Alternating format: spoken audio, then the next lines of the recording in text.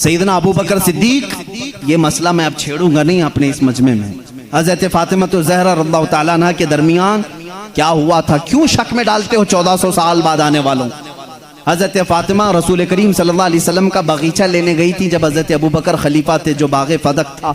हजरत अबू बकर सिद्दीक ने ये कहा, मैंने हुजूर से ये हदीस सुनी है कि नबी की विरासत नहीं बढ़ती, किसी भी नबी की विरासत नहीं बढ़ती, जो नबी छोड़ जाते हैं वो पूरी उम्मत के लिए सदका है।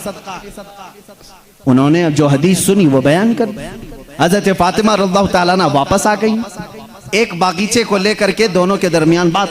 शिया आप जब बयान करते हैं सुनना मत, मैं इजाजत नहीं दूंगा उनकी तकारीर सुनने की, क्योंकि भोले मुसलमान कभी भी बहक जाते, लेकिन जो मैं सुना हूं रो रो करके बयान करते हैं लोगों के दरमियान। फातिमा ज़हरा सिद्दीक़ अकबर के पास गई, उनके चेहरे पर तमाचे मारे, उनकी चादर खींच ली, सारे कुरैश की औरतों ने उन्हें पत्थर मारे, वो रोती हुई घर में आई और इसी गम में इंतकाल कर गई। उनको शहीदा कहते हैं कि उनको कत्ल किया गया। ये झूठे किस्से गढ़ करके मुसलमानों को तबाह करना चाहते हैं। ए नादानो, तुम्हें क्या मालूम सिद्दीक़ अकबर रसूल करीम सल्लल्लाहु अलैहि वसल्लम के घर वालों से कितनी मोहब्बत करते थे, कितना अदब करते थे। जिंदगी भर अपनी खिलाफत पे जब तक थे, वो बाग की जो भी इनकम होती थी वो सब अहले बैत पे खर्चा करते थे, अहले बैत पे खर्चा करते थे। लेकिन जो उसूल था रसूल करीम की हदीस का, वो उन्होंने सुनाया। अब यहाँ एक अकीदा भी सुना दूं मैं आपको। अकीदा भी सिद्दीक़ अकबर हुजूर सल्लल्लाहु अलैहि वसल्लम का वो बगीचा दे देते हैं। हुजूर की वफात के बाद हुजूर के बेटे बेटियों में वारिसों में कौन था? सिर्फ हजरत फातिमा थी। तो उन्होंने आयत कुरान की पढ़ी कि बाप की विरासत बेटी को मिलती है, तो वो पूछने के लिए गई थी। लेकिन जब हजरत अबू बकर ने बता दिया नबी की विरासत नहीं बढ़ती, आम लोगों की विरासत बढ़ती, नबी की विरासत नहीं बढ़ती, हजरत फातिमा वापस आ गई। मामला इतना ही है, हम सुन्नी इतना ही कहते हैं, ये भोगते हैं। सिद्दीक़ अकबर की शान में गलीज़ अल्फाज कहते हैं। मैं तुम्हें बताऊं, हजरत अबू बकर ने एक इसके साथ अकीदा भी दिया, मैं मर जाऊं, मैं अगर मर जाऊं, अगर 1000 रुपए छोड़ा हूं, मेरे बच्चे हैं तो उसमें डिवाइड हो जाएगा, बेटे को इतना, बेटियों को इतना। आप में से कोई फौत हो जाए, आपकी औलाद को बांटा जाएगा कि नहीं बांटा? लेकिन मुझे बताओ, मैं जिंदा हूं अभी और मेरी विरासत अगर मेरे औलाद में बांटने के लिए आ जाओगे तो इसको विरासत नहीं कहते, इसको क्या कहते हैं? विरासत नहीं कहते। शरीयत कहती है विरासत मौत के बाद ही होगी। शरीयत क्या कहती है? विरासत वफात के बाद ही होगी। सिद्दीक़ अकबर ने यह हमें अकीदा दिया है, विरासत उसकी बटे जो फौत हो चुका। हम तो रसूलुल्लाह को कब्र में जिंदा तस्लीम करते हैं, वह बाहयात हैं, अपनी बरज़खी जिंदगी में उनकी विरासत नहीं बांटी जाएगी। और यही से शरीयत हमें यह भी अकीदा देती है, हम कोई भी हो, हमारे इंतकाल के बाद हमारी बीवियों को इख्तियार है इद्दत गुजारने के बाद दूसरे से निकाह कर सकती है। वो बेवा को इजाजत है, मैं मर जाऊं, आप में से कोई फौत हो जाए, बीवियों को इख्तियार है इद्दत गुजारने के बाद दूसरे से निकाह कर सकती हैं। लेकिन शरीयत का कानून है, रसूलुल्लाह की जितनी बीवियां हैं पूरी उम्र भर कभी कोई दूसरा उनसे निकाह नहीं कर सकता, इसलिए कि उसूल है जिंदा शौहर की मौजूदगी में कोई दूसरा निकाह नहीं कर सकता। रसूल पाक अपनी कब्र में जिंदा हैं। इन अज़वाज मुतहरात के निकाह का ताल्लुक कब्र अतहर में भी बाकी है। इसीलिए तो हज़रत सिद्दीक़ा आयशा फरमाती हैं, जब रसूल करीम सल्लल्लाहु अलैहि वसल्लम दफन हुए हुजरे में, वो जाती थी हुजरे की सफाई करती थी। हज़रत अबू बकर का इंतकाल हुआ, उसी हुजरे में दफन हुए, वो जाती थी हुजरे की सफाई करती थी। कौन? हज़रत आयशा। और एक अकीदा मैं देता हूँ, हज़रत आयशा का हुजरा था, कमरे की चाबी उनके पास थी। हुजूर उनके क्या थे? सबको मालूम है ना, हज़रत आयशा के क्या थे? शौहर थे। और हज़रत अबू बकर हज़रत आयशा के क्या थे? बाप थे। अब तीसरे नंबर पर हज़रत उमर आए, कब्र में दफन किए। उसके बाद हज़रत आयशा ने वो चाबी दूसरों के हवाले कर दी। फिर अंदर हुजरे में नहीं जाती थी, खुद नहीं जाती थी कचरा झाड़ना सफाई करने के लिए। पूछा गया क्यों नहीं जाती आप? इतने सालों तक जाती थी। कहती हैं मेरे शौहर रसूल करीम सल्लल्लाहु अलैहि वसल्लम थे, मेरे बाप अबू बकर सिद्दीक थे, दोनों मेरे लिए महरम थे, मैं उनके सामने जा सकती थी। जब से हज़रत उमर दफन है, एक गैर महरम के सामने जाना हमारे लिए इजाजत नहीं। कोई उनसे पूछे, उमर तो कब्र में है, आयशा जवाब देंगी कब्र में हुआ तो क्या हुआ, उनकी जिंदगी भी जिंदों की तरह है। उन्होंने यह अकीदा दिया है। आयशा सिद्दीका उमर को जब जिंदा समझ करके हुजरे में नहीं जाती है तो रसूलुल्लाह की जिंदगी का हाल क्या होगा। तो जिंदा है वल्लाह, तो जिंदा है वल्लाह, मेरी चश्मे आलम से छुप जाने वाले हजरत उस्मान और हजरत अली की बात आज थी, मैं कंप्लीट कर दूं। मौला उस्मान मौला हैदर कर्रार की दोनों की शहादत हुई है। हजरत उस्मान गनी की शहादत कुरान की तिलावत के वक्त हुई और हैदर कर्रार की शहादत रमजान के महीने में फजर की नमाज को जाते हुए मस्जिद में शहादत हुई। एक का मेहराब है, दूसरे का कुरान है। कल क़यामत के दिन दोनों शहीदों के लिए कौन कौन खड़े होंगे? एक के लिए कुरान गवाही देगा, दूसरे के लिए मेहराब मस्जिद खड़ी होगी। अल्लाह अल्लाह, इनकी ये शान है। हैदर कर्रार की जिंदगी कहाँ से शुरू हुई, कहाँ खत्म हुई, देखा आपने? रिवायात ये बताती हैं हजरत अली की विलादत खाने काबा के अंदर हुई। इन रिवायात में अगरचे इख्तिलाफ है, लेकिन हजरत अली करमल्लाहु वजहुल करीम की विलादत अल्लाह के घर में हुई। और आप जब पैदा हुए, उनकी माँ फातिमा बिनते असद कहती हैं हजरत अली दूध नहीं पी रहे थे। पैदा होने के बाद दूध नहीं पी रहे थे, आंख भी नहीं खोल रहे थे। लोगों को ऐसा लगा माजूर बच्चा तो नहीं आ गया, बीमार बच्चा तो नहीं आ, पीता भी नहीं, आंख भी नहीं खोलता। ये बात हुजूर सल्लल्लाहु अलैहि वसल्लम को पहुंचाई गई। अभी ऐलान नबुव्वत नहीं फरमाया था मेरे आका ने। हुजूर अकरम सल्लल्लाहु अलैहि वसल्लम आए, उनकी माँ की गोद से खुद ले लिया। हुजूर सल्लल्लाहु अलैहि वसल्लम ने अपने गोद में लिया। अल्लाह के नबी सल्लल्लाहु अलैहि वसल्लम ने अपना मुंह से दहने मुबारक से लुआब निकालकर हजरत अली के मुंह में रखा। उंगली को उन्होंने चूसना शुरू कर दिया। जो माँ के सीने से दूध नहीं पी रहे थे वो उंगुश्ते रसूल पीने लग गए। उस दिन हुजूर ने क्या पिलाया होगा वो तो हैदर कर्रार ही जाना।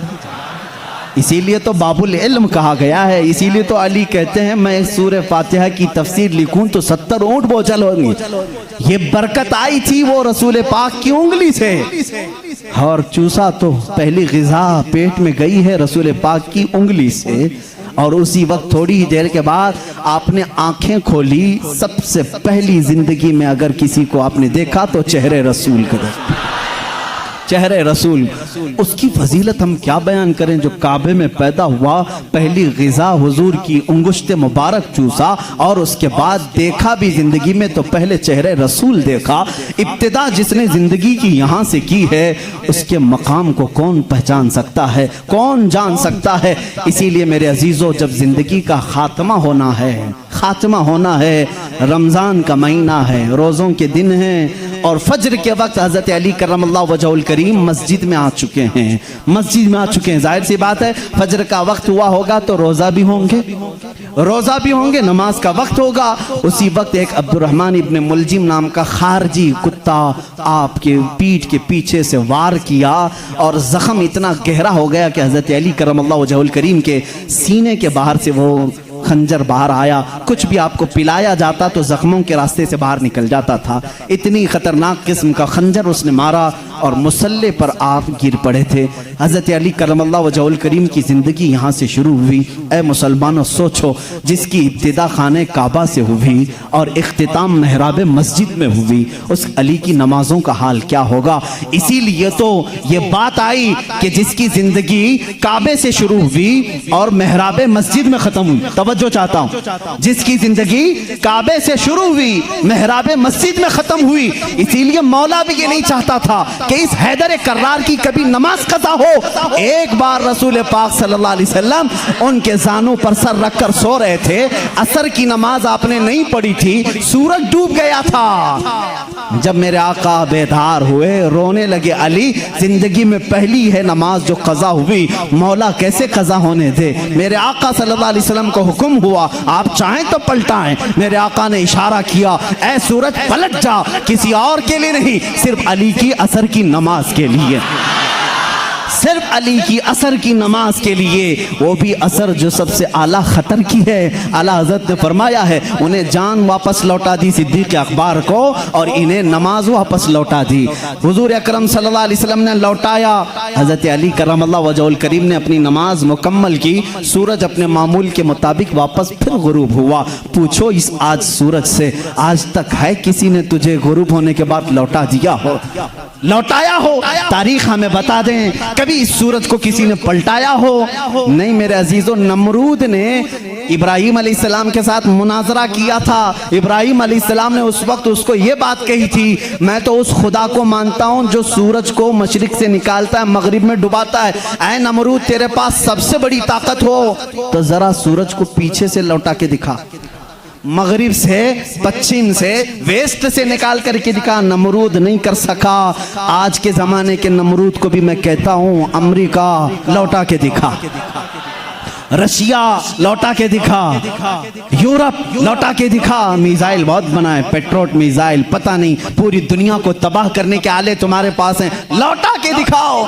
नहीं लौटा के दिखाओगे, लौटाएंगी वो उंगलियां जो टूटी चटाई पर बैठती हैं, लौहे महफूज का मुताला करती हैं। मेरे आका सल्लल्लाहु तआला अलैहि वसल्लम की वो अंगुश्त शहादत सूरज की तरफ होनी थी कि सूरज आ गया। बाज मुहद्दिसीन ने फरमाया है सूरज रोजाना जो निकलता है वो आबो ताप के साथ निकलता है। मशरिक में जब निकलता है आबो ताप के साथ निकलता है। आला हज़रत का एक शेर भी है, इसकी तर्जुमानी आप करते हैं। फरमाते हैं उस दिन सूरज जो है हड़बड़ाते हुए बाहर आया था, यानी डर के बाहर आया था, इसलिए कि आज खिलाफे मामूल पहली मर्तबा इधर से निकाला गया है, इधर से निकाला, और बे टाइम की।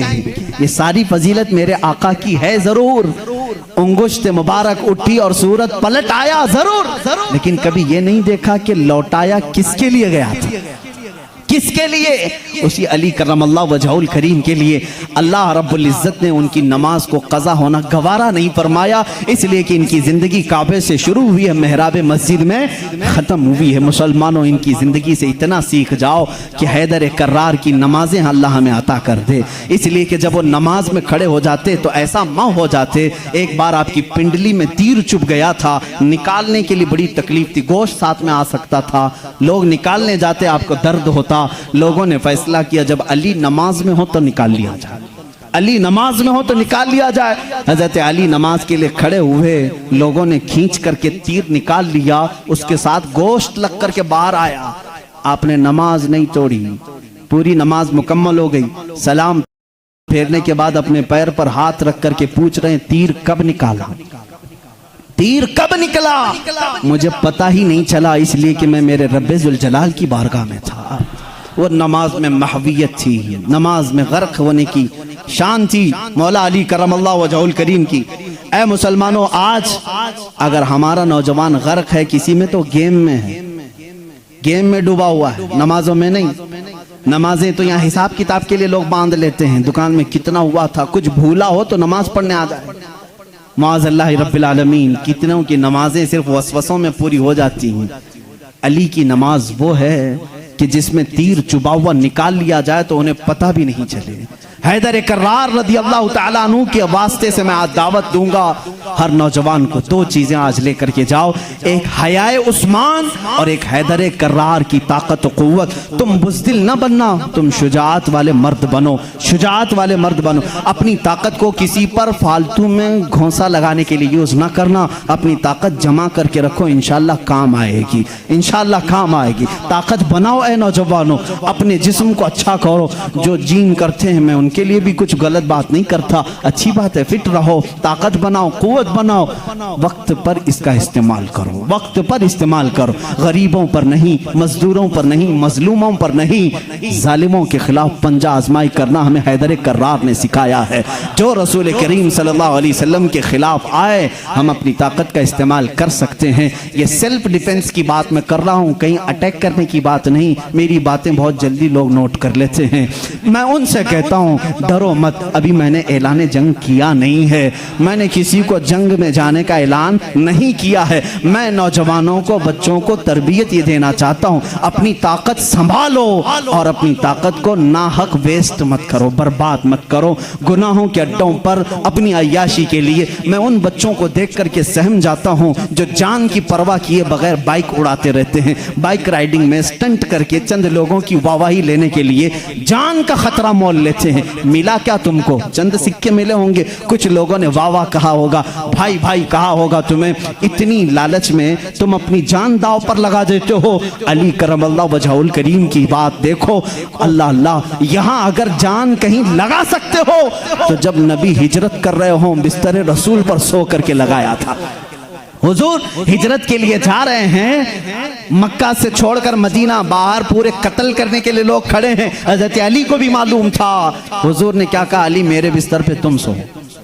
भला किसी को कह दें यहाँ कोई कत्ल करने वाला मैं नहीं, तुम खड़े रहो, कौन खड़ा होगा? हजरत अली खुशी से चले गए। ये है जान कुर्बान करने वाली बात। बिस्तर पर आराम से सोए। रसूल करीम सल्लल्लाहु तआला अलैहि वसल्लम ने हजरत अली को अपने बिस्तर पर सुलाया। कुफार आए लेकिन कत्ल नहीं कर सके। हजरत अली कहते हैं उस रात मुझे बहुत अच्छी नींद आई थी, इसलिए आई थी कि मेरे नबी ने कहा था सुबह उठ करके मेरे पास कुछ अमानतें हैं वो दे करके तुम भी मदीने आना। जब जुबान रसूल से ये बात निकली है तो मजाल है कोई मेरी जान ले सके। या अली का तवक्कुल था, यकीन था, वो बिस्तर पर सोए। मैं एक शिया की ये बात सुन रहा था, वो जालिम इस बात को दलील बना करके कह रहा है रसूल के बाद अगर कोई खलीफा बन सकता था तो सिर्फ अली हैं, बाकी कोई किसी का हक नहीं था। वो दलील में क्या कह रहा है? जब नबी हिजरत के लिए जा रहे थे, तवज्जो, सबको वाह वाह वाह वाह वाह वाह करने की आदत रहती है इन शियों को। इतनी बात उसने दिखाया कि जब जा रहे थे अपने बिस्तर पर किसको सुलाया? सब जानते हैं, सुन्नी भी मानते हैं, सब मानते हैं, अपने बिस्तर पर। वो पागल बेवकूफ कह रहा है जो नबी अपने बिस्तर पर किसी और को पसंद नहीं करते, जो नबी अपने बिस्तर पर किसी और को पसंद नहीं करते, वो अली को सुला रहे हैं। इस बात की अलामत है कि नबी के बाद उनकी खिलाफत भी अली को ही होना चाहिए। मैं कहता हूं इतना ही क्यों सुनाता है, आगे का क्यों नहीं सुनाता? अली को एक रात के लिए बिस्तर पे सुलाया लेकिन 9 दिन के सफर के लिए अपने साथ किसको लिया था? मदीने तक सफर के लिए किसको साथ लिया था? अबू बकर सिद्दीक को। हम ऐसी ओछी दलीलें नहीं मानते और ना जाना चाहते हैं। ये तो अल्लाह की मंशा थी जो तरतीब खिलाफत है। अबू बकर सिद्दीक आए, उमर फारूक आए, उस्मान गनी आए, हैदर कर्रार आए, अरे सबों ने अच्छी खिलाफत की। आज तुम्हारे पेट में दर्द क्या है? उनको पहले, इनको पहले।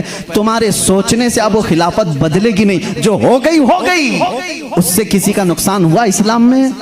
चारों खुलफा ने अपना हक अदा किया है। आज सलाम करो उनकी तुरबतों पर, आज उनकी बातों को याद करो। इस्लाम तेरी नब्ज न डूबेगी, हश्र तक तेरी रगों में रवां खून है चार यार का। हैदर कर्रार की तुरबत पर लाखों सलाम। जिन्होंने उनको कत्ल किया उन पर लाखों लानतें हों, जिन्होंने हजरत उस्मान गनी को शहीद किया उन पर लाखों लानतें हों। सुन्नियों का अकीदा यह है, हम अहले बैत की जितनी ताजीम करते हैं उतनी ही खुलफाए राशिदीन की भी ताजीम करते हैं। हमारे लिए एक आंख सिद्दीक अकबर है तो दूसरी आंख उमर इब्ने खत्ताब है। एक आंख अगर हम उस्मान इब्ने अफ़्फ़ान को मानते हैं, दूसरी आंख हैदर कर्रार को मानते हैं। हम किसी में इस तरह के ऊंच नीच के मामलात नहीं करते। हैदर कर्रार अली करमल्लाहु वजहुल करीम को हम यहाँ तक मानते हैं, अल्लाह ने उनको वो फजीलत दी जो बयान के लिए वो मोहताज नहीं है, ना ही किसी जाकिर के, ना ही किसी मिंबर के मोहताज हैं। इसलिए कि मौला ने उन्हें कहाँ पहुँचाया? अल्लाह अल्लाह, एक निस्बत नहीं,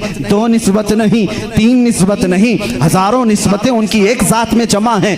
देखो, अगर आज मुझे उम्मते मुस्तफ़ा होने पर फख्र है, मैं नबी का उम्मती हूँ, अली अगर फख्र करने पर आ जाए, अली अगर फख्र करने पर आ जाए, वो क्या क्या कह सकते हैं? ऐ लोगों, जब हुजूर हिजरत करके मदीने में आए थे, लोगों को भाई भाई बना रहे थे। एक अंसार को, एक मुहाजिर को, सबके हाथ पकड़ करके भाई भाई बना रहे थे। आखिर में हजरत अली बच गए। मदीने में अंसार साहबा खत्म हो गए, कोई इनका भाई बचा नहीं। हजरत अली रोने लगे, मेरा कोई भाई बचा नहीं। मेरे आका सल्लल्लाहु अलैहि वसल्लम ने फरमाया, अली घबराता क्यों है? तो दुनिया में भी मेरा भाई है और आखिरत में भी मेरा भाई है।